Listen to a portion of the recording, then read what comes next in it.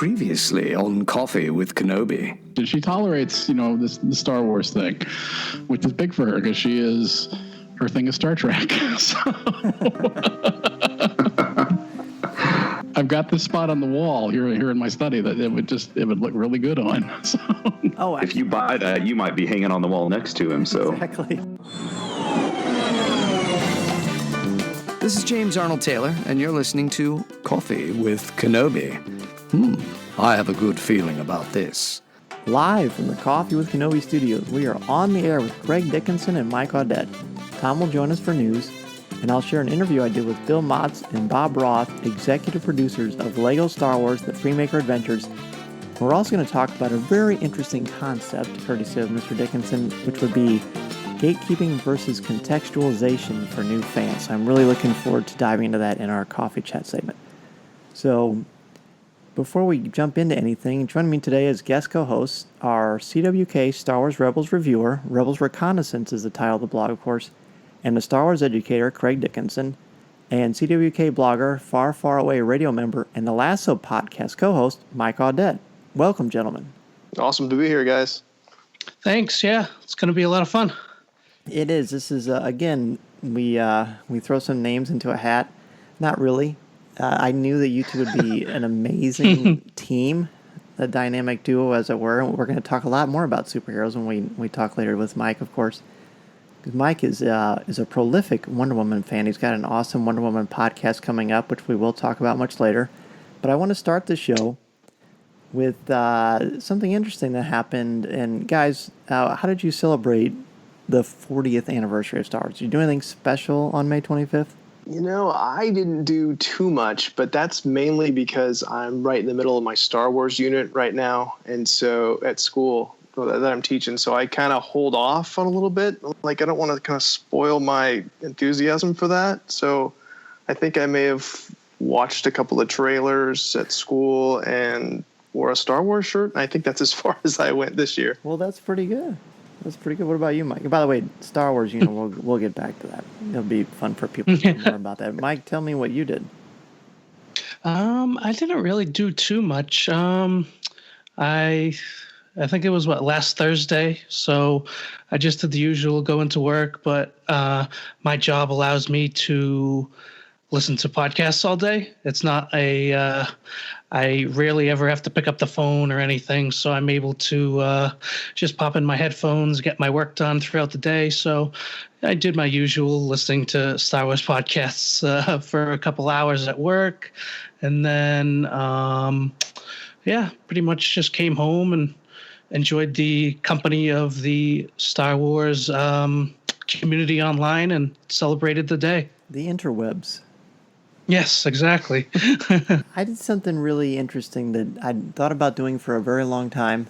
And as listeners of the show know, I've been going through a lot of stuff and really making this basement kind of the Star Wars basement of my dreams. And it's really worked out more than I could ever expect, thanks to my wife being so supportive and putting up with my Star Wars-ness, as we all understand, But I found my Betamax in my attic. And now I've had this thing in the attic for years, and the attic is insulated, but it's not finished. So we've got insulation in the walls.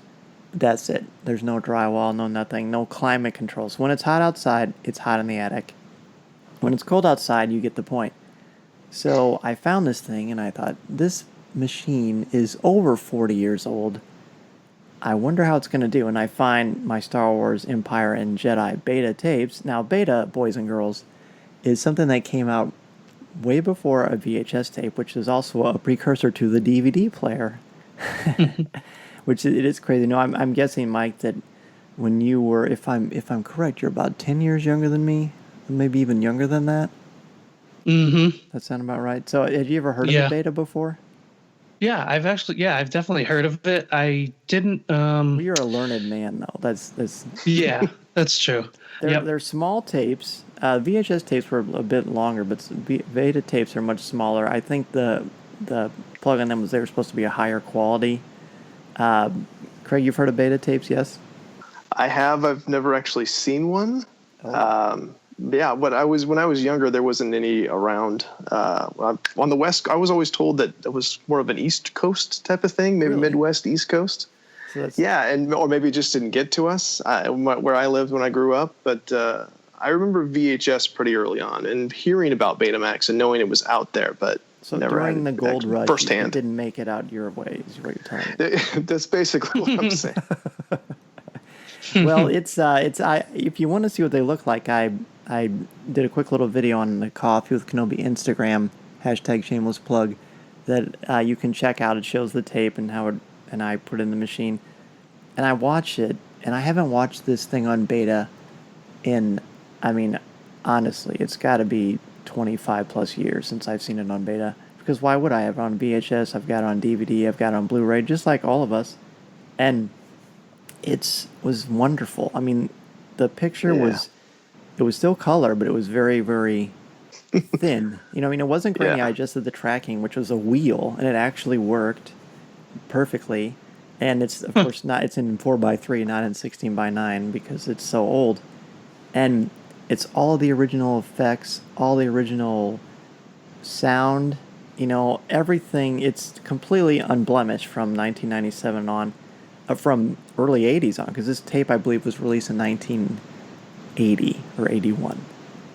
And it was just, I've seen Star Wars a number of times, as have we all. Anyone who's in the Coffee with Kenobi family has heard Star Wars a million times, but there was something so amazing about watching this thing on a Betamax, because when I was a kid, Empire Strikes Back hadn't even come out yet, and so I watched Star Wars practically every day. I mean, that was what my brother and I did. We'd watch it, we'd play outside, we'd eat, and maybe we'd watch it again that night.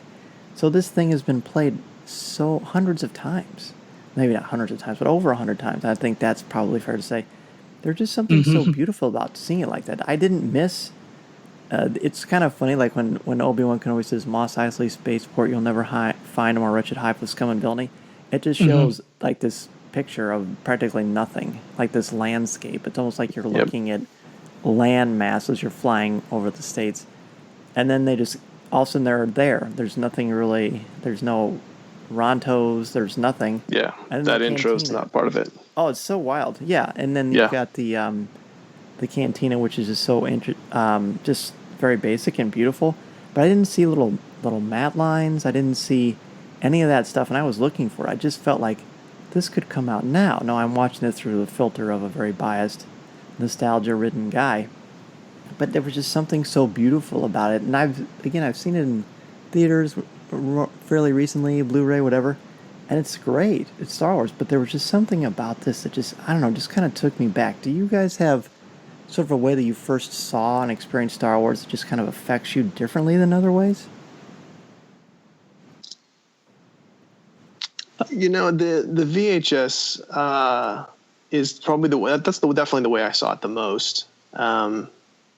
And I was thinking about, you know, you mentioned the thing about the color, and like it's in color, but it's thin, you know, the kind of way you described it. And the last time that I watched it on VHS was a couple years ago when I was actually doing my Star Wars unit, and my DVD player stopped working, and I happened to have a VHS player in my classroom and had my copies there too. And so it was really interesting to put that in, just to kind of go midstream into the middle of Empire Strikes Back. You know, here it is in 4:3. Here it is. Kids were like, "Is this in black and white?" You know, just it's so different from that. But to see, you know, and to see on Hoth, to see the original Wampa Cave scene, and all of that, just to go, hey, let's talk about the special edition. So it kind of brought up some interesting things in that way. But you know, it's weird. It's like I love them both. I love both versions. Yes. I don't really have a preference one way or the other. It's, you know, it's convenience that I'll put the Blu-ray in, versus the VHS or whatever. If it was at fingertips either way, who knows which way I'd go, you know, on any given day. Yeah. Well, you know how it is with students. You sometimes to grab them in. Whenever I show Star Wars, and I know you've done this much more than I have, when I show it to them, students who haven't seen it, if I don't show them the updated version, they already think it's outdated anyway, for whatever reason. I guess the hair or whatever. And so, I mean, I'm totally being biased. But it's just, I don't know, do you find that as well? The first movie, because, it's funny. I mean, with it was at the time thought of as being a very, very fast-paced movie, but by today's standards, it's so slow. Until you get to the end, you get to the Death Star scene, like the last 30 or so minutes, that's when they really start to get pulled into. The action moves really fast, the quick cuts and everything. But generally, it takes a movie and a half. You get halfway through Empire before you finally get them where they find the story is engrossing enough. They know the characters enough. They're invested by that time. But to begin with, it's just like, this is dragging, and it's the desert and it's boring. It's like, good, you're feeling the way Luke felt. That's the whole idea. But pathos. Yeah, exactly. But it does take a little while to get. They don't fully appreciate what it is, and also because so many things have been inspired by that, and then kind of taken it to the next level. Where I've had kids make comments, "Well, this kind of reminds me of that." I'm like, yeah, but Star Wars was first. You wouldn't have that if it wasn't for, all those things that you're thinking this is an echo of that. Well, no, Star Wars did it way before that, so you can at least appreciate it on that level, or try to. But again, bias. So it's kind of a we definitely understand. Mike, what about you? Did you ever have Star Wars shown to you in school by a teacher? I don't think I did. See, I remember.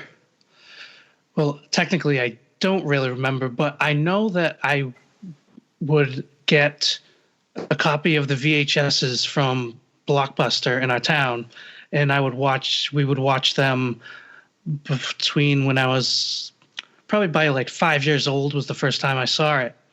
And I actually remember seeing in 97 when they came back to the theater for the 20th anniversary? Yes, that is correct. Yeah. Special edition 20th anniversary, absolutely. Yep. I vividly remember sitting in the theater and seeing it in 97 when it came out. And then after that, it was just there. I never, I still remember going to get the VHSs again at Blockbuster. And then after The Phantom Menace came out, I think it was between The Phantom Menace and Attack of the Clones is when they came out on DVD. Mm-hmm. Probably in those years between there. That's correct. And between that and then getting into high school when I got my first job and I finally bought them myself with my own money. And then, I still have that DVD set. I think the special edition came out in a 3-pack with the original trilogy back in 06 or something like that. And I still have that set that sometimes I still watch even if I have the Blu-rays. What's the first Star Wars movie you saw in theaters, Mike? It was A New Hope. New Hope? Oh, nice. Yep. Was it the special edition? Yep, when it came out in 97, yeah. I don't think I've ever talked to anyone who that's the first way they experienced it. Yeah, that's cool. So your first foray into it is the special edition cut. So have you seen the original version of that? I have seen the original. Yep. Was it weird? This is fascinating. Was it like, whoa, this is so weird, I prefer the special edition, or how'd that hit you? I honestly think I was just young enough where like I could tell that they were different, but it was just Star Wars, so I didn't really care. That's amazing. Yeah, because it was the Blockbuster probably had the VHSs before the special edition came out, so I remember seeing the old A New Hope and everything on the original VHS, and then when they came out, they re-released the VHSs after the special editions debuted in the theaters, and then I just don't really. I guess I was just too young to really intellectually think about the differences. Like it was just Star Wars. But the way you ingested it is just obviously. I mean, we've hung out at multiple celebrations and we've been friends for as long. We've all been friends for about the same amount of time since the show started, really. And you love it. There's just something about it. So you've seen it for the first time. You still saw Star Wars for the first time on a big screen. That's amazing. That's a whole other thing that we're going to have you on again just to talk about that alone, I think, Craig and I would Definitely, just want to put you on like this pedestal and study you as educators to see No how it doubt. sort of hits you, because I think that's so cool. Craig, what's your first time or your first movie you saw in theaters, Star Wars wise? Empire Empire. 1980, so I would have been 4. Wow. So I had no idea what I was seeing going in. And I have just vague recollections of that. Just Hoth and the AT-ATs that's one thing that is very, very much ingrained. And I remember trying to decide what had happened in the cave on Dagobah with me and my brother and some friends as, not quite elementary age kids trying to figure out what happened in that cave, and adults are still trying to figure that out. But yeah, just Darth Vader coming back. Like, we thought he was dead and then coming back, and that was the biggest thing that we couldn't figure out. So yeah, I saw that first, and then I saw A New Hope. Must have been on a re-release maybe the following year. Yep. In the theater. That's right. And I was still pretty young and didn't quite know like where that fit chronologically, and I just remember having the feeling of why don't these people know each other? I think I thought it was after Empire. Right. Saw that, and then I was in first grade when Jedi came out, and by that time I'd seen him multiple times on TV and was all ready to go, and so that's the one that just hit me. That was the first one that I kind of really knew what I was in for. Sure, you're just at a perfect age for that. Oh, absolutely. Yeah, I think I was. Let's see, I was born. Let's see, I think I was about 5 or 6 when Star Wars came out. So I saw Empire when I was 7 or 8, and then Jedi when I was 10 or 11. So Empire is always one that's resonated with me, and I've often wondered if that is because of the age I was when I saw it. I mean, is Jedi your favorite one? Jedi is my favorite, yeah. There you go. Mike, what's your favorite one? There's Probably A New Hope. Just has to have the Force in the movie. Yeah, probably A New Hope. It was funny when Craig was talking earlier about showing it to his students and how they can't really get into it until sort of the end, where the rebels are starting to attack the Death Star, and I'm like the opposite. Usually whenever I rewatch it, I'm completely gripped up, and like, not that I don't like that part, but it's just the entire beginning up until when the Luke and Han, they get on the Death Star and get Leia, and then everything that leads up until there is my favorite part. I don't know if it's just I love the aspect of it in Tatooine, or just everything that happens between Luke and Ben and everything. It just that for some reason that part like really gets me. The nostalgia, there's an episode of How I Met Your Mother where Ted is showing the girlfriend he's dating at the time. I can't think of her name, but she's the actress from Scrubs. Mm-hmm. And I know what you're talking about. Yeah, and just the way that they react to it. It's people say to me, "What's your favorite Star Wars movie?" And I say, "The Empire Strikes Back." But Star Wars, I mean, it's easily A New Hope too, but that's a cop out. So to me, Star Wars is just sort of the thing, like that. That is, it's the zeitgeist. It's everywhere. It's the Empire exists because of Star Wars, obviously, but Star Wars to me is not my favorite movie because Star Wars is an experience. It's more than a movie to me. I love all the films, but Star Wars is something different than those movies. Does that make sense? Yeah. Yeah. Yeah, and the funny thing is now that I'm such, I've been such a huge fan, and it's so funny hearing from my parents about telling me about what it was like when it originally came out, because my parents were a little younger than I am now when the originals came out. So they were college age when the original movie came out, and my dad remembers, what it was like. He tells how he went and saw it with his friends, and he liked it fine, and he's not like a fan like us, but he was like, yeah, I can, I remember going seeing it and seeing how, a movie like that was able to change cinema for the rest of time, pretty much. It's staggering. I really, honestly, when I started this segment, the top of the show, I thought maybe we'd spend 3 or 4 minutes, but we could easily spend the entire hour on this.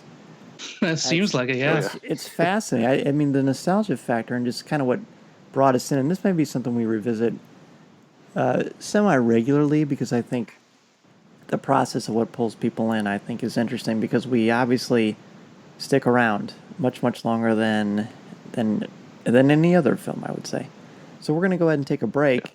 When we come back, we're going to play my conversation with Lego Star Wars The Freemaker Adventures executive producers, Bill Motz and Bob Roth. This is Coffee with Kenobi.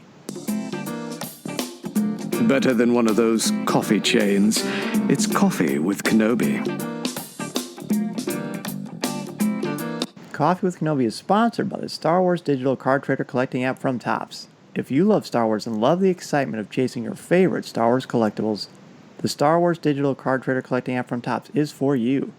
Download the free app from iTunes or Google Play and collect your favorite images from the classic 1977 Star Wars cards to the Clone Wars, Star Wars Rebels, The Force Awakens, Rogue One, and much more.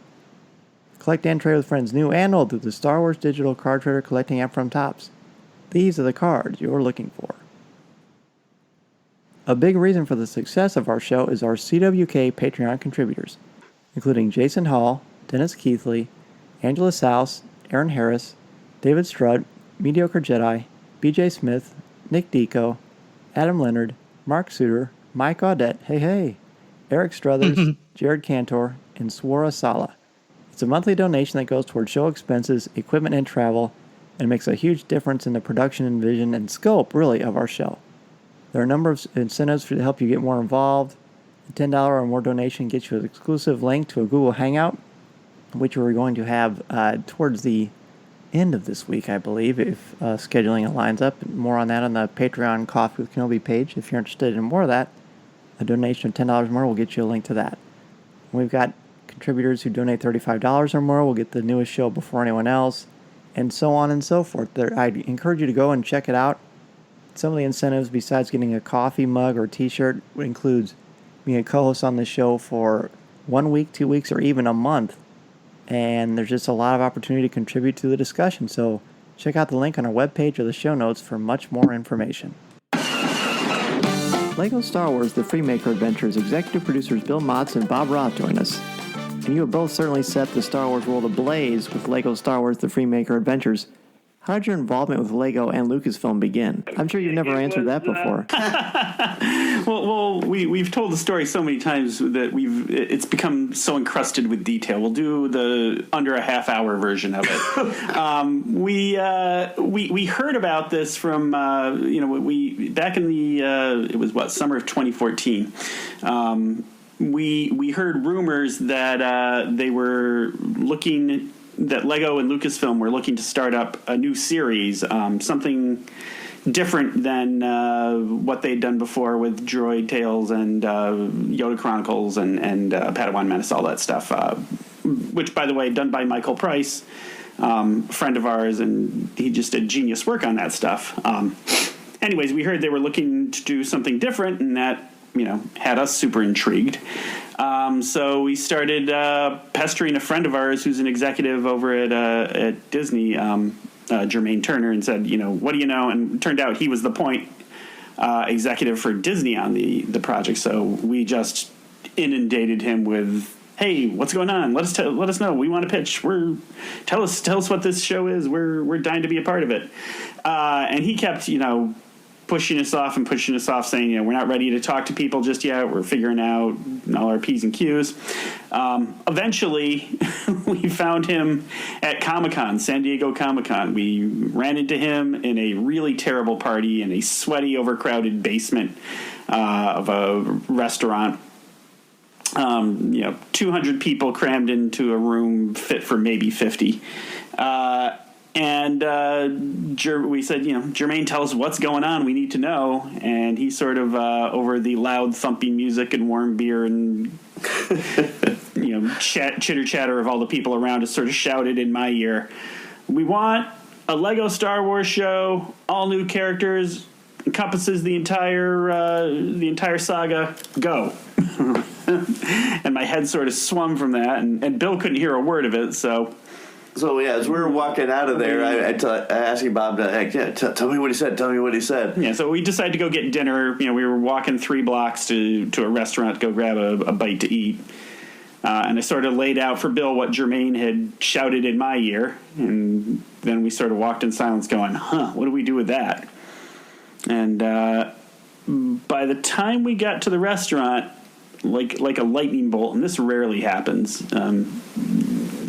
It hit me like, I know what the show is. It's a family. They're scavengers. They go through the Star Wars universe and pick up, pieces from pick up debris from all the battles we've seen, and they fashion it into new ships that they can then sell to people to make a living in the Star Wars universe. And of course, this was before Episode 7, or we knew anything about Episode 7. So the idea that Rey is a scavenger, a salvager, was not something we were aware of. Had we known that, we might not have gone that direction, but it actually ended up being complementary. Yeah, Carrie Beck thought that worked perfectly, which was fun. We thought also worked really well with the Lego universe in terms of one of the cool things about Lego is that you can break apart your kit and build something new, and you've got a whole new toy. Ship. Yeah. So we felt like the idea that you could take the wings off a TIE fighter and stick them on the body of an X-Wing, and you've got something pretty cool, which, of course, in the Star Wars universe is called an Ugly, and we thought that whole concept fit in really well with what we wanted to do. Yeah, so over the course of that dinner in San Diego, we kind of hashed out, loose sketches of who our characters were. Roger definitely came out of that dinner. And he was the first character named. Yeah, first character with a name. Because Roger. Yeah, that was the easiest character to name. And so then we had to wait. That was July, and they didn't have Lucasfilm and Lego weren't ready to talk to anybody until October. So we were just, antsy at that point, going, we've got this idea. We know it's great. We feel it's great. We don't often say that about our own ideas. We're usually pretty gun shy. But this one, it felt like, we'd been touched by divine inspiration, and this show was manifest destiny. It had to happen. So we just sort of waited until they were ready to talk to us, and then... And it was very funny, too, because Jermaine had said, don't pitch them anything. Yeah. Like, they're just going to tell you what they want. Just listen. Just listen. They just want to meet you. It's called a meet and greet. And sounds like Seinfeld. Yeah, pretty much. Very much. But in the meeting, it started leaking out of us that we kind of had an idea. We to the point where we just kind of couldn't hold it back, and so turned desperately to Jermaine, and he's like, "Oh, fine, just go." So we pitched a very loose concept of it, and we could tell they were receptive. So from there, we went away and refined it into a genuine, real pitch. And by Christmas, we learned that we'd landed the job, and the Freemakers were, we're going to fly. And so there, that's the story. I love the story, and there may be a few of our listeners who haven't heard it, so I really appreciate you sharing that with us. And at what phase of this inspiration, and I love how it hit you like that, because then you just know you're onto something wonderful, something fortuitous. When did the designs of the new characters, when did those begin to take shape and become more malleable? Well, it was interesting. I mean, obviously Roger was, again, the easiest one. But who the Freemakers were themselves, that was an interesting development phase for them visually. Lego took the first crack at it, and they came up with a ton of interesting ideas. And a wide array of, some of them were, very alien. Yeah, there was one version of them that they were all Thrawn species. They were blue with red eyes, and we're like, well, that's interesting, but that's not the characters we're writing. So then Carrie Beck was the one who, they had some that felt, Lego hit on some that felt like, yeah, that's close. That might be them. But Carrie Beck was the one who had this pretty brilliant idea of, Lego is great at translating live action characters into these minifig caricatures, right? You can look at a Han Solo minifigure, and with very little detail, that is clear that is Harrison Ford, and that couldn't be anybody but Harrison Ford. So she was like, the problem is we all don't have the human characters that, we don't have the live action versions to work off of, so we don't really know, whether we've hit the target or not, whether we've reduced them in that minifigure caricature properly. So it was her idea to bring in Doug Chang and his group to design them as if they were real live action people. And again, Doug's group went through a bunch of variations. Again, there were versions where the Freemakers were aliens. And eventually we settled upon the Freemaker designs that we showed. You can find them on Twitter. The designs we showed at Celebration this year of the Freemakers as live action people. And then from there, it kicked back over to Lego to say, okay, now imagine this, this beautiful painting that Doug and his team has done. Now imagine, reducing that to minifigure form. And suddenly, the entire process was so much easier once we had something we all agreed, if they were flesh and blood people that, we could walk up and shake their hands, this is what they'd look like. So, one of the many, many, many things we're eternally grateful to Carrie Beck for, because that was just a genius idea. And Doug as well. My gosh, such a talent. Legendary. Yeah. Mm-hmm. And you also get to work a lot with Leland Chi, one of my favorite people. I bet that's got to be a lot of fun. Oh, it's fun for us. I won't speak for Leland. He seems to tolerate us well. Yeah, when we're deep in scripting, we average about one stupid phone call to Leland a day, and it's like, Leland, what do Wookiees eat for breakfast? What does Mon Mothma wear on her feet? Just we call him our stupid question of the day for Leland, and Leland always gleefully checks out. Yep. Says, okay, I think it should be this, or it would probably be this, or here's a couple of options, right? And, that kind of thing. So, and he reaches very deep into the expanded universe and the depth of things. Sometimes we would say, well, we need a shuttle that would be doing something here, and he will just pull a reference that goes deep and wide. Leland is, he's one of our favorite people. He's such a joy to work with. And, I'll say he was there in all our story breaking meetings, and he even contributed a few ideas that I think are really cool. It was his idea in the Race on Tatooine episode that the Freemakers flee into the sandcrawler that we know from A New Hope. So that was his inspiration. We initially, I think we had said the Freemakers find a cave and they're hiding in there, and he said, "No, use a sandcrawler. It's there, and you can do that, and it would have all this cool stuff inside." And so, that's awesome. He's an awesome guy and a good friend, and can't imagine doing the show without him. Well, it sounds like to be a fly on the wall for the three of you would be fascinating and very entertaining, which is pretty much what the Freemakers is like anyway as a show. So let's look a little bit closer at the major heroes in the show. Xander Freemaker, of course, is the oldest, which carries a lot of responsibility. So how has he evolved as a character from the beginning to where we are at the start of Season 2? Well, it's interesting. Eugene brought a lot of... we'll say this for all three of our leads, or even four, we'll include Matt in there as well, that they quickly became a family. And we'd always known that Xander was going to be kind of the older brother you look up to, but what we didn't anticipate was that they would actually do that. Yeah, and that tenderness would come across so clearly in their performances. One of the things we sort of stumbled across in the first season without ever, it wasn't a conscious decision, is we realized, every time Rowan gets a lesson in the Force, it's coming from Xander, who just has, he's not Force sensitive himself, but he has a some simple, folksy wisdom. Yeah, he has a simple way of seeing the universe that actually jives very well with the Force. So that's something I don't think we anticipated with Xander, that he would be the Yoda that Rowan lacks.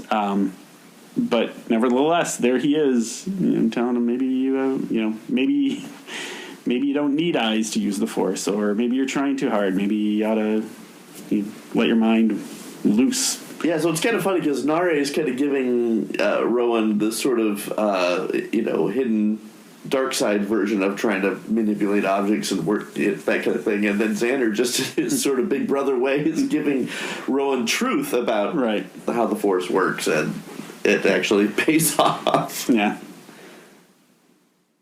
There's a lot of nice parallels, just kind of for the mythology of Star Wars with the dynamic of them. And speaking of dynamics, we've got Courtney Freemaker, who's continuing the tradition of dynamic female characters. What are some of her biggest challenges for the both of you at this point in her character arc? Well, I think in season 1 there was a little bit of a balance between her greed or frugalness or something. That's an edge that could make her unlikable. Mm-hmm. So we had to balance it out that the reason she is this way is to protect her family. Right. That it comes from a really good place, even if sometimes it makes her look very cheap. Like not giving out the business cards because they're expensive.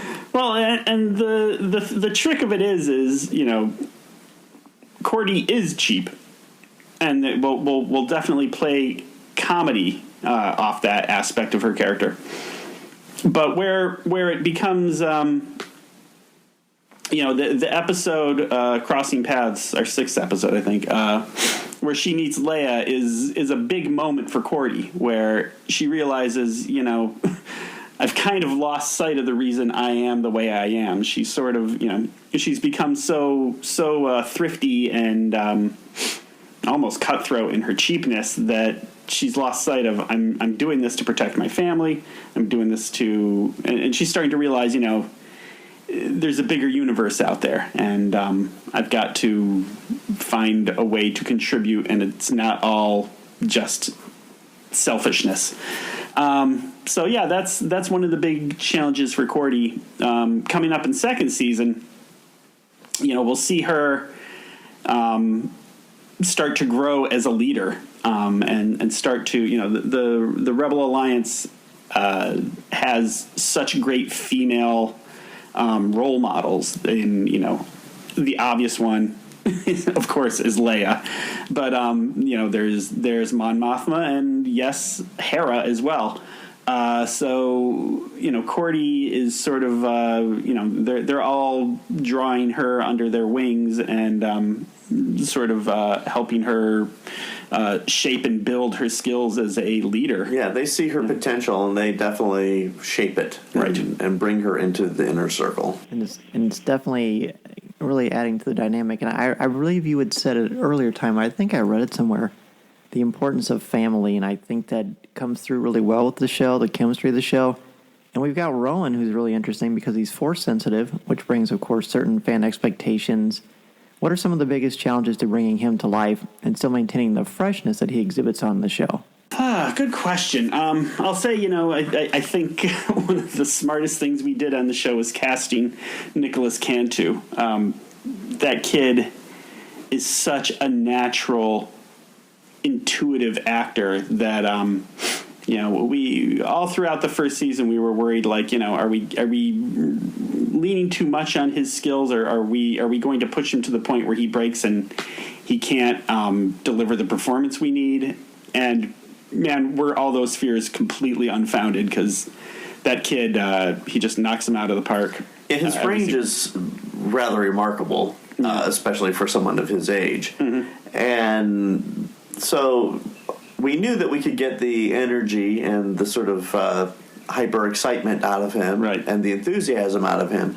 But it's tough when you're actually getting into some really deep emotional depth, or sadness even. Like, we were like, could he pull that off? And so we would sort of push the limits of that, and every time he surprised us and took it deeper. And I'll say the same was true with Vanessa Lenges and obviously Eugene as well.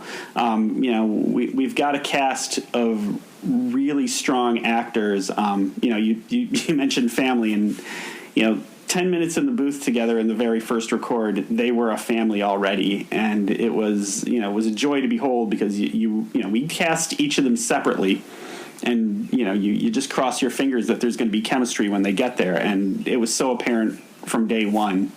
That it was there. Yeah, they actually took on the roles in a way that they. So definitely Eugene was a big brother. Mm-hmm.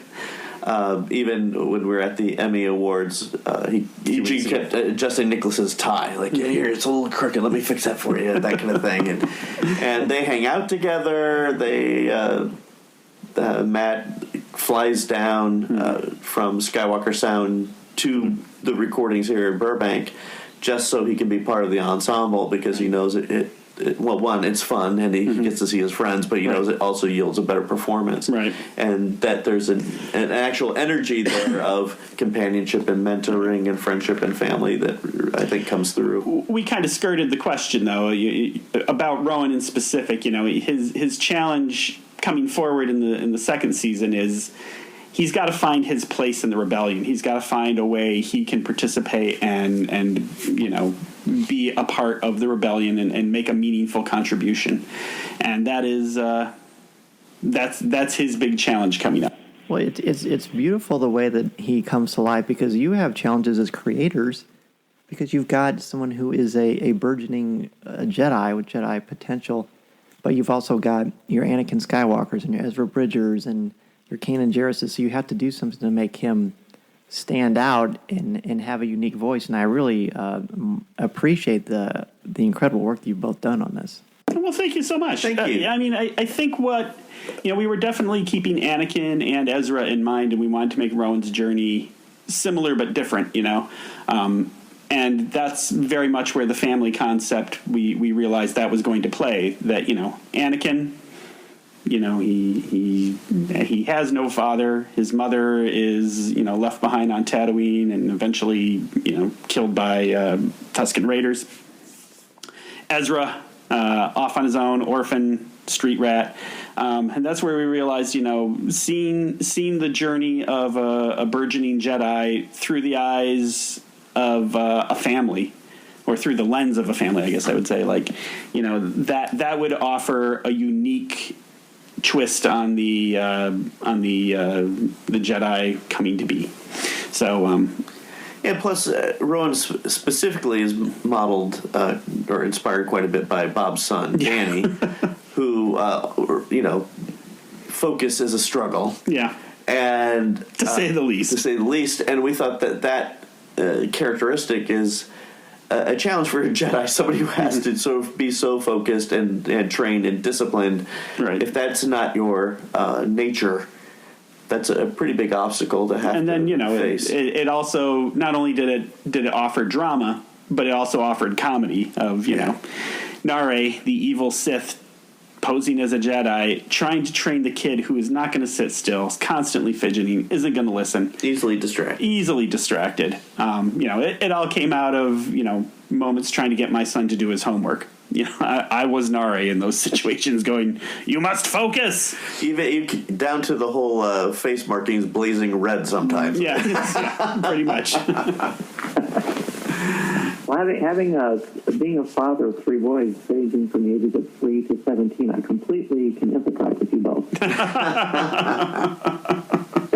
So, we're laughing now, and that's what I expected, because we're talking about Lego and Star Wars, and they both have, of course, strong elements of humor. And I think Roger's a catalyst for that, clearly, just the impetus of how it was created.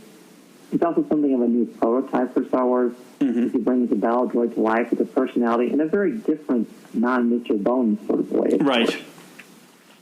Roger, like we said, he was one of the first things that came out of the, that dinner we had in San Diego. We knew that we wanted to have a droid character, and we quickly stumbled into the battle droid thing, and that sort of came out of Matt's performance on the Clone Wars, where you get hints of it even in the films.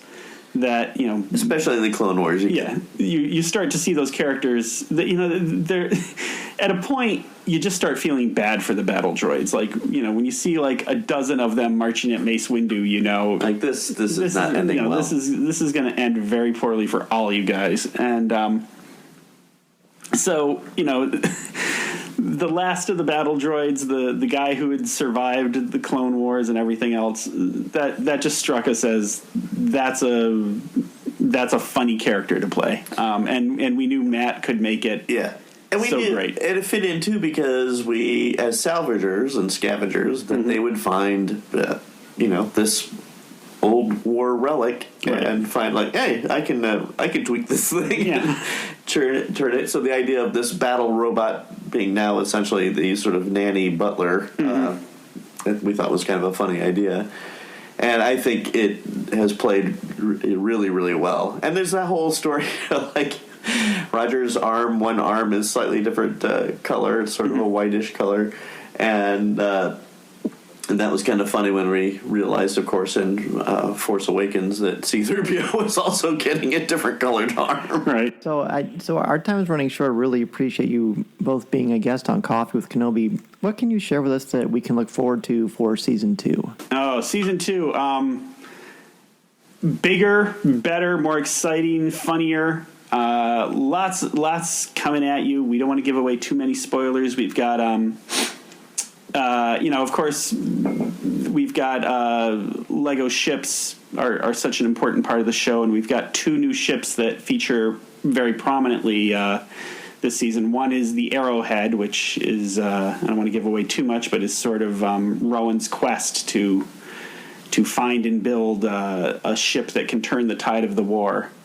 And then the other one is the Tracker 1, which goes hand in hand with our new villain of the season. Tracker 1 is the ship of MOC, who is a cold, ruthless killer droid put on the case of finding Rowan Freemaker by none other than Emperor Palpatine himself. He's voiced by James Urbaniak, and we are so proud of how MOC has turned out. He is cool and creepy and scary, and yet there are ways to get comedy out of him because he's so cool that it's almost a joke. So if Season 1, if the Freemakers were kind of on the outskirts of the larger galactic conflict, Season 2, they're in the heart of it. Yes, they're going to be. They're very much a part of the rebellion, and they're drawn into. Bill's right into the heart of that conflict, and we've got some space battles, Rebels versus Empire, that are I say with a fair amount of pride are really, really spectacular space battles. I can't wait for people to see them. So. Oh, fantastic! Lots of cool stuff coming up. It just looks like it's going to be a stellar season. I mean, that's kind of what we would expect, and faster, more intense, right? Yeah. Bigger, better, bolder. I can't wait till it's out there. Coming this summer to a galaxy near you. Exactly. We will definitely be ready and tuning in to savor every little moment that you're going to share with us of Season 2. Of Lego Star Wars, the Freemaker Adventures. So, gentlemen, where can people reach out to you if they want to ask you a question or just say hello? Twitter is the best place to get a hold of me. I'm at Automatic Gravy, and Bill is at Inevitably Bill. And we love to field questions on Twitter. Ring us up or tweet at us, whatever. Whatever you kids do. Whatever your kids are doing these chats days. And things. With your Google machines. Yeah. Break out your Google machine and tweet something at us. We love to interact with fans. Wonderful. Well, hey, thank you, gentlemen. This was an absolute joy. Oh, same here. Thank you. Have a great day, and may the Force be with you. Well, thank you. You as well. Bill Motz and Bob Roth, ladies and gentlemen. When we return, Tom Gross will join us for news. This is Coffee with Kenobi. This is Coffee with Kenobi. Oh, pass the cream, would you?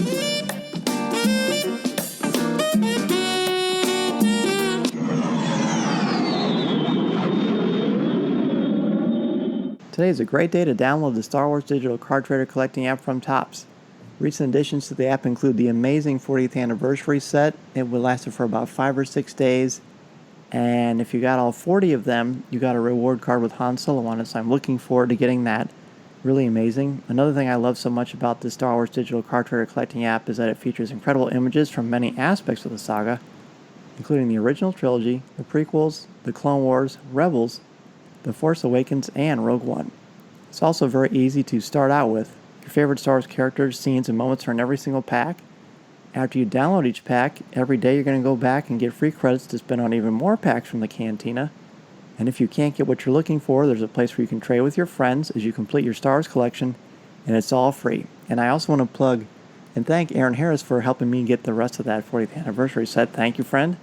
That's what this whole community is all about, helping each other out. And what better way to do it than through the free Star Wars Digital Card Trader Collecting app. And if you're really into collecting, you can find exclusive cards, special inserts, and even autograph opportunities. Don't worry about missing cards that you want or sets that you're interested in, because you can sign up for notifications right on the app. The Star Wars Digital Card Trader Collecting app from Topps can be downloaded for free from iTunes or Google Play. Be sure to download the app and start your collection right now. The Star Wars Digital Card Trader Collecting app from Topps is available now, and remember, these are the cards you're looking for.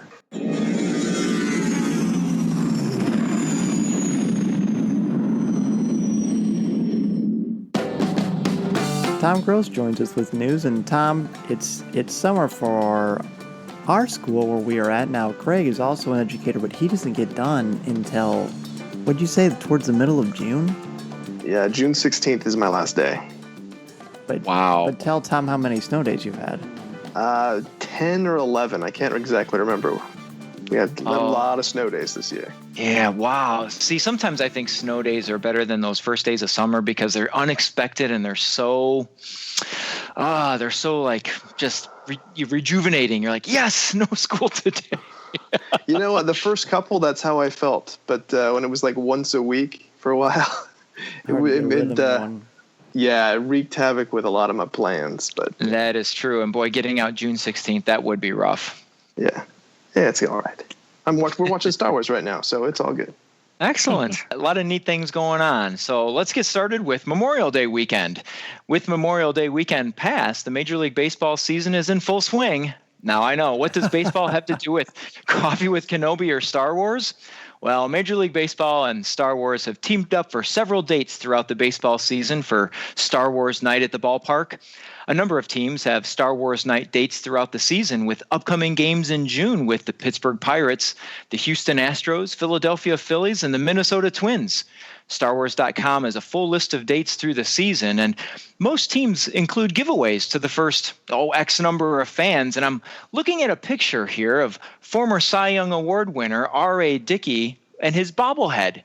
Dickey is dressed in a First Order Stormtrooper outfit that has a removable mask, and he's holding a baseball like he's ready to launch one of his famous knuckleballs. The Tampa Bay Devil Rays have a great bobblehead of Kevin Kiermaier as an X-Wing pilot riding in an X-Wing. So Craig, Mike, or Dan, have any of you attended or collected any of these cool Star Wars Night giveaways? I'd like to. I know my team, the San Francisco Giants, has one of those nights this year too. Unfortunately, I'm pretty far away from them, but I would love to get my hands on any one of these. They all sound really cool. Are there Red Sox? The Red Sox doing it, Mike? They actually already had their Star Wars game this season. They actually had theirs back on May the 4th. That seems kind of convenient, I think. Yeah. As soon as I saw this break on StarWars.com, the first thing I did was tweet to the Cubs and say, dudes, what's the deal? They haven't done one for 2 years. I actually have been to a Star Wars night at Major League Baseball, and it was at the Atlanta Braves ballpark, of all things.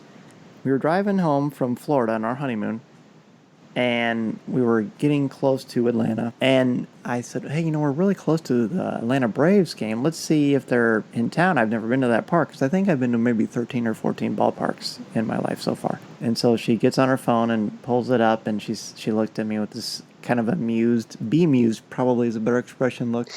And she said, well, they're playing tonight, and it's Star Wars night. And I said, well, she goes, well, it's obviously meant to be, we need to go. It was so cool because the 501st was walking around. I didn't really see any merchandise at that time, but there was Star Wars music in between innings, and they would show images of the players when they're getting up to bat or they're going to start pitching, and they had little fun interview segments in between innings too. So it's a really fun, unique experience. Again, I wish my team had done it. I do know that there's some very select merchandise besides the giveaway bobbleheads. Major League Baseball made a couple of hats. I have a Cubs hat that has the C on it with the lightsaber from the poster of Return of the Jedi on it too, so that's kind of cool. But I love that they're trying to do this. It reminds me very much of the whole marathon thing because they're trying to combine different worlds to embrace Star Wars, and I think it's worked out really well. Yeah, and I was going to say, I've never been to a major league one, but I know a lot of minor league ballparks do it as well. Our local minor league ballpark has had a Star Wars night a couple years ago, and I think they do every year, but I got a bobblehead of the mascot, Homer. He's a dog, and he's wearing Jedi robes, and he's got a green lightsaber, which which is pretty cool. And I think, Craig, is it you that's over in San Francisco area? Well, I'm from Northern California. I'm up in Washington right now, but yeah. Because I was going to say they have multiple dates this year of Star Wars nights. They've got August 31st, and then they close out the season on September 30th, according to StarWars.com. And I saw, I went to the Giants thinking, wow, they've got a lot of dates. They've got this promotion where you get a T-shirt that has R2-D2's body, and then they give you, as your promo, a beanie that has R2-D2's head. Awesome. That's wild. And it looked pretty cool. I think, let's see, let me think. I think Lucasfilm is probably about 10 or 12 minutes 10 to 15 minutes from the ballpark, so that makes sense. Yeah. That explains a lot. Yeah. Yeah, I do have a Star Wars San Francisco Giants pennant that I'm looking at right now. That has Darth Vader on it. So, yeah, there's the crossover is very natural. Yeah. That'd be very cool.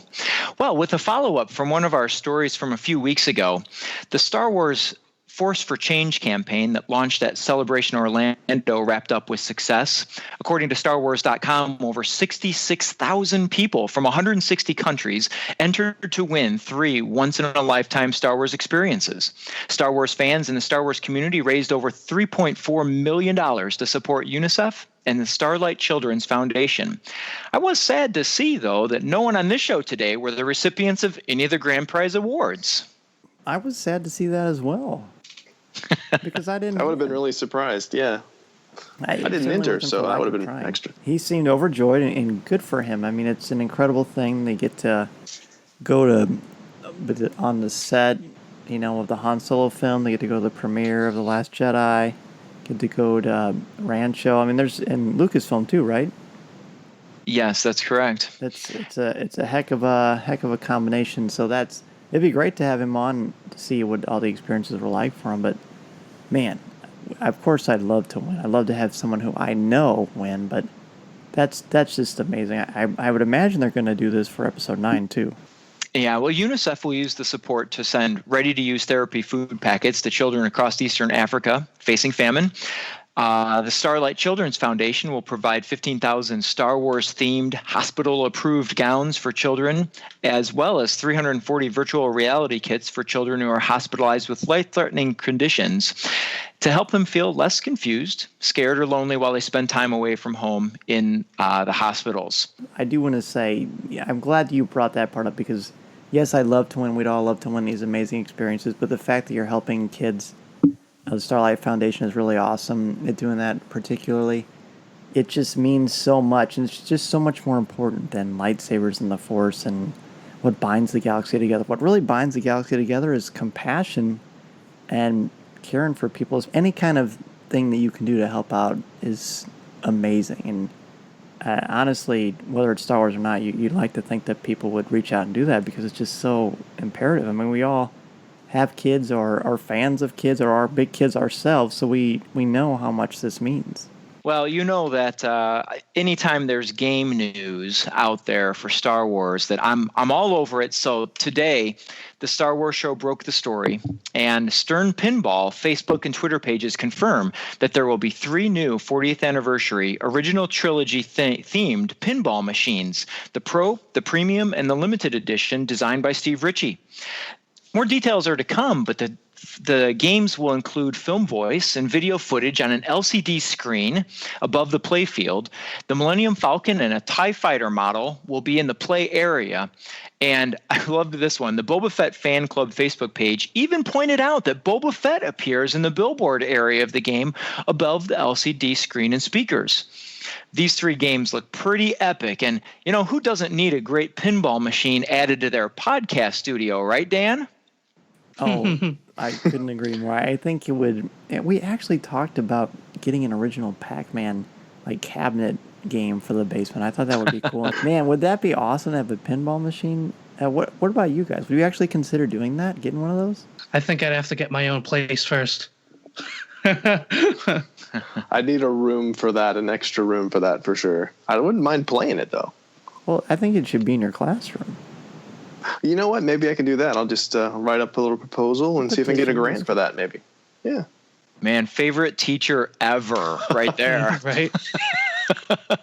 Watch Star Wars at the end of the year, and then everyone gets to play a game of pinball. Well, I told my daughter, I said that if I were ever to get something like that, we share an office in the basement, and she's actually in here right now, and she crafts in one half of the office, and then I do my work on the other half. I told her that if I were to end up with a pinball machine like this, she's out. Well, gentlemen, that is the news for this weekend. We'll catch you next week. Hey, thank you so much, Tom. That's good. That's good stuff. And thanks again for volunteering to buy a pinball machine for all of us, too.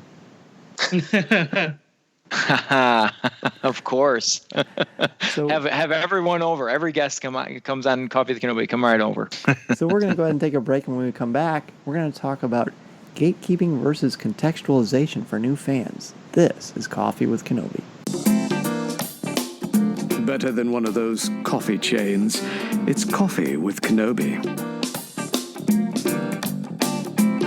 Coffee with Kenobi is sponsored by the Star Wars digital card trader collecting app from Topps. If you love Star Wars and love the excitement of chasing your favorite Star Wars collectibles, the Star Wars digital card trader collecting app from Topps is for you.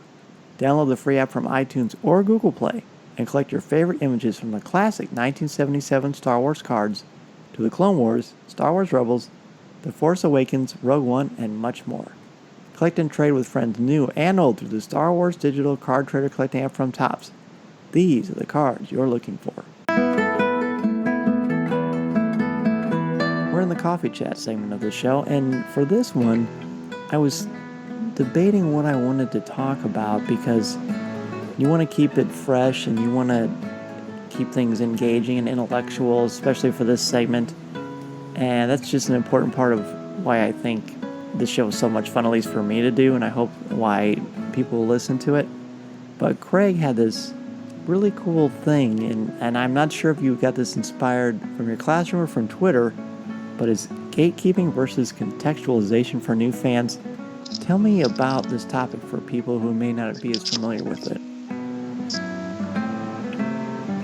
So, you know, some of the idea I got from hearing Brian Young talk about gatekeeping quite a bit and just trying to stay away from that and make sure that Star Wars is something that's inviting for everybody.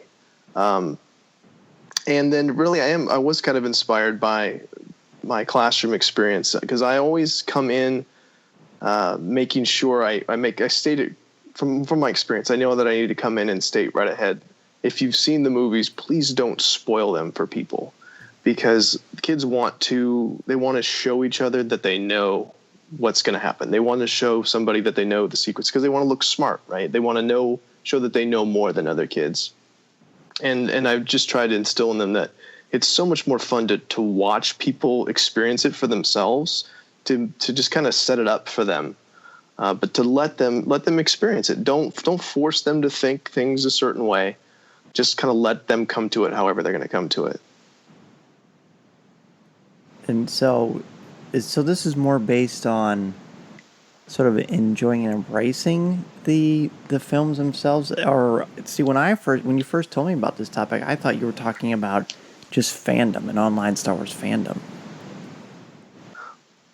Yeah, it's some of that too. I think because it's related to the prequels is a thing too that I really think the prequels and Rogue One were kind of the two central things that I thought about with this. Rogue One especially, it's such an interesting thing where this movie comes out after Episode 7, but it's not a sequel to the last movie that came out. Right. And for those of us that are firmly entrenched in the fandom, we know when it's set, we know what the story is going to be about, but I know there was a lot of confusion about like who are these people, what's going on, when exactly is this set, and I know from my own personal experience of just watching this with other people and seeing them be kind of confused about what the movie's supposed to be, at least initially. And I kind of felt after the fact that if I had done just a little bit more contextualizing, not contextualizing it for them so they kind of knew what was going to happen, but to find that balance. And I think that I erred too much to the side of I just don't want to spoil something for them or frame it in such a way that's going to make them think of it in a certain way. I think there's a delicate balance between those two. That let me kind of bring you into what's going on, but let me not force my opinion on you. Right. If that makes sense. No, it makes perfect sense. Yeah, I had some similar experiences with Rogue One with some of my coworkers.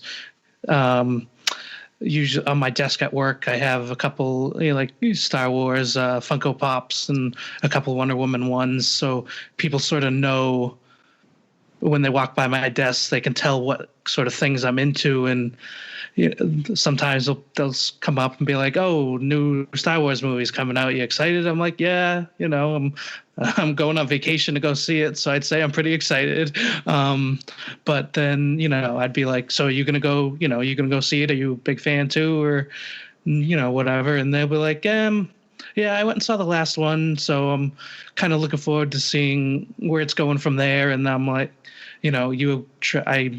coming from somebody who's in the fandom like we are, I'm like, okay, well, this one isn't a direct sequel, but it is still technically a sequel. And then they're like, okay. So like what you were saying, Craig, where you're trying to find the balance to put it into terms where they can understand what is going to be happening.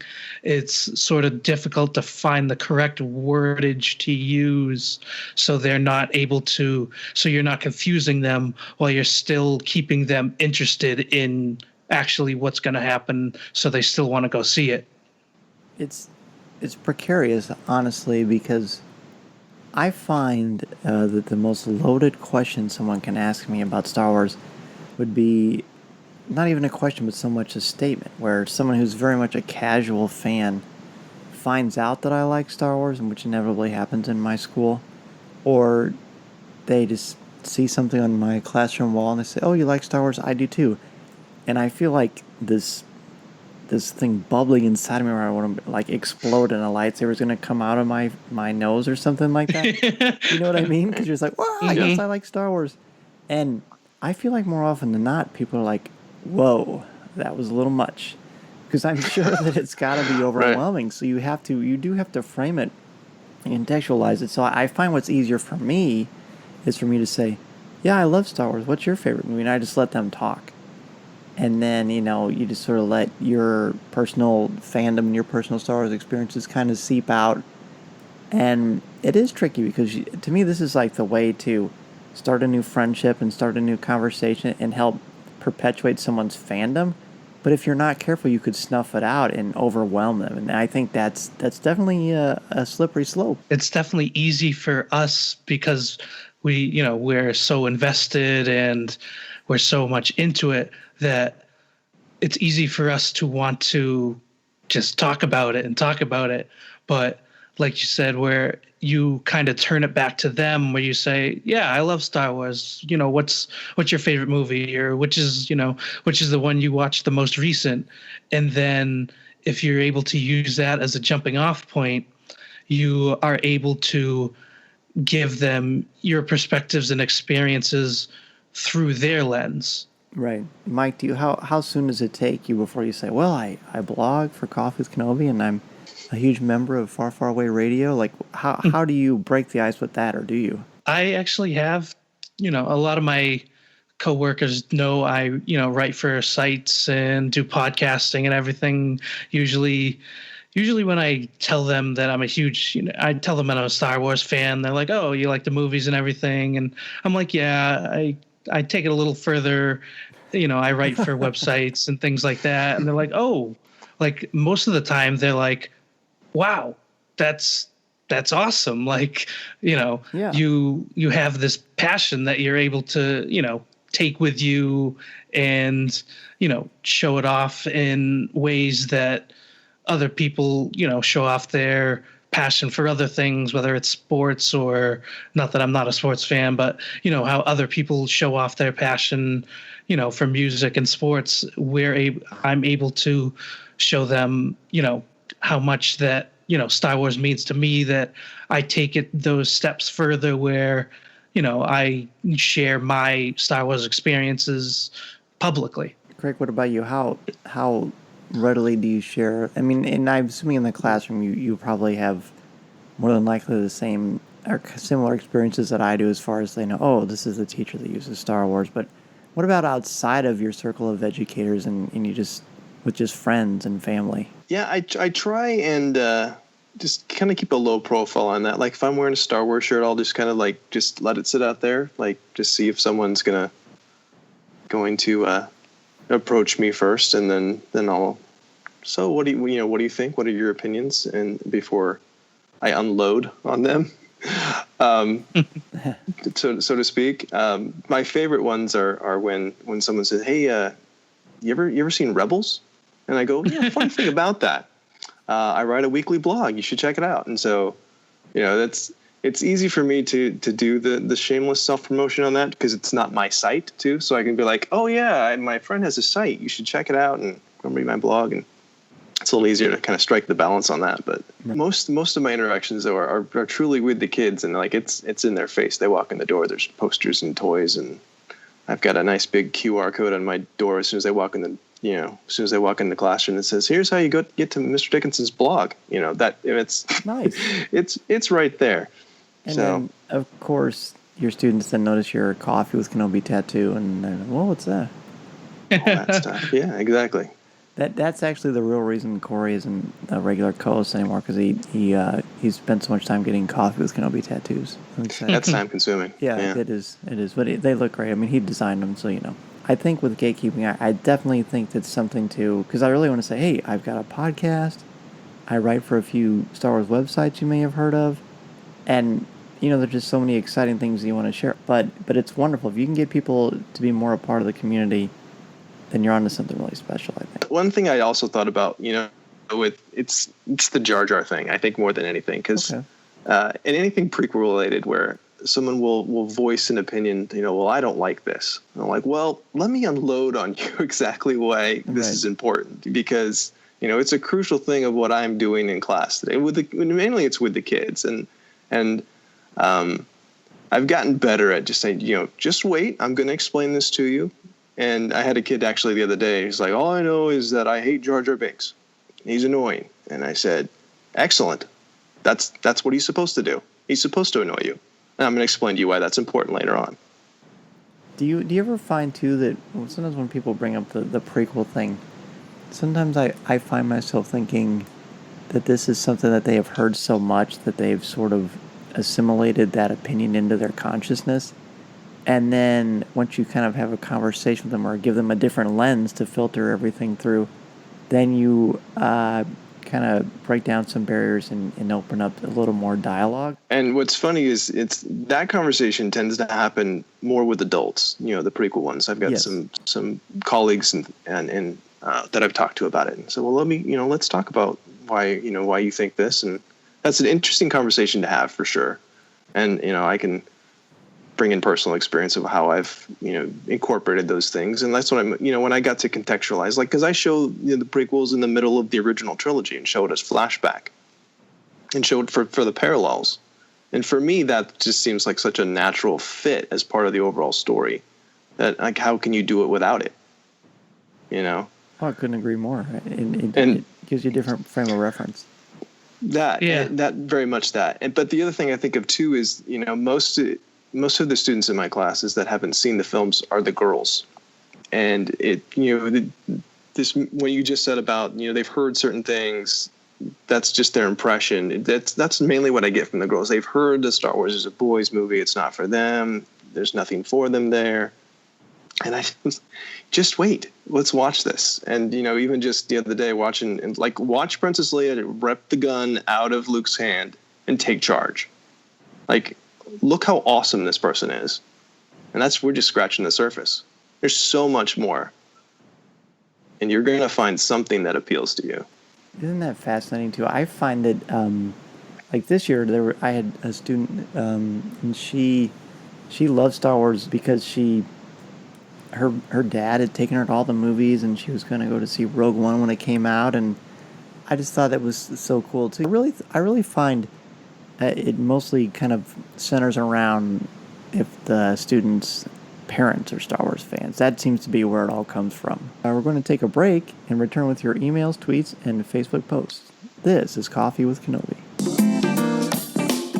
Better than one of those coffee chains. It's Coffee with Kenobi.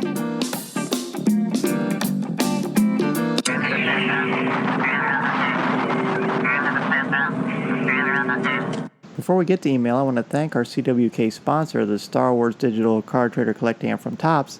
Please support them the way they support our podcast, and remember to listen to new and archive shows of Coffee with Kenobi wherever you listen to podcasts, including iTunes, Google Play, Spotify, iHeartRadio, or wherever you enjoy listening to your favorite shows. If you listen to the show through iTunes, please leave us a review.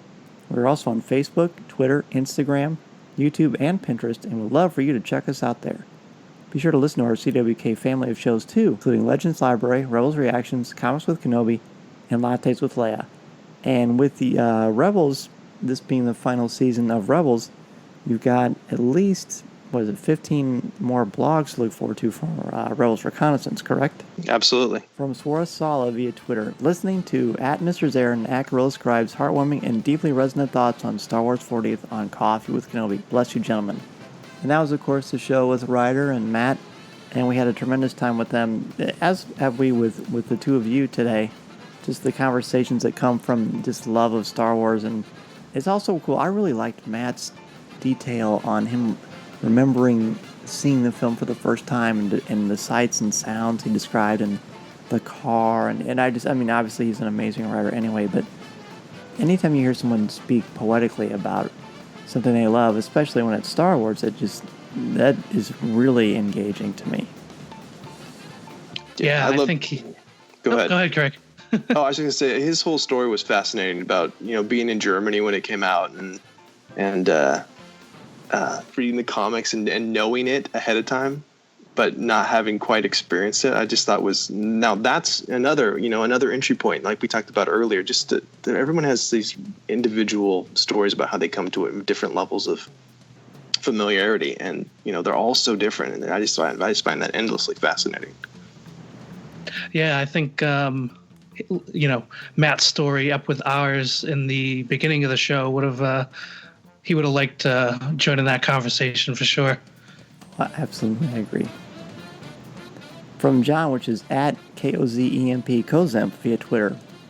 He is responding to something that he'd reached out to Lattes with Leia on, and apparently for some people's RSS feeds, the show was not showing up on Twitter, and John didn't have one since May the 2nd, so he missed, basically the whole month of the new format, and he said, did I break something? Which of course he didn't. And we actually got a fix for him, which I was happy to do. Happy that it worked out. But one of the things we did for some of the RSS feeds is on our webpage at the very top, or of course icons, all of our social media. But the last one is the RSS feed. So if you click on that and put that in your podcast feed, then you will get all the shows, and as well as different stuff on the website too. Huge thanks, by the way, to Craig Dickinson and Mike Audette for joining me today. Let everyone know where they can find you both, and please feel free to plug any projects either of you have in the works. Well, I don't have much of a social media presence these days. Been very busy, but you can always email me at cdickinson@coffeewithkenobi.com. And I'm Rogue3 on Star Wars in the Classroom.